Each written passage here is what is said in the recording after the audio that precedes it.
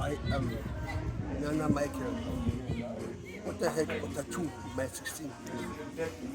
We really thank EKCOLAB for this wonderful workshop. They come give me on water improvement to keep our water clean. So it go a long way for help, to improve the life of people by 16. They go fight say when you get sick again. Like it go be, but it go be reduce the illness, will be waterborne disease will be around my system. So we go that's not the beginning, but we'll go all the quarters, 15 quarters in my 16.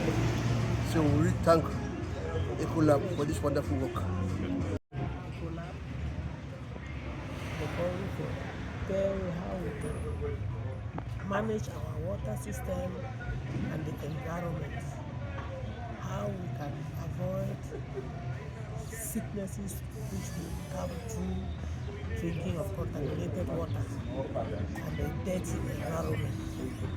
And so we have been groomed, told us what to do, how we can manage our water. If we have contaminated water, what to do. We cannot just throw it if we don't have a substitute. We have to treat it so that we'll be able to drink the water, because water is life.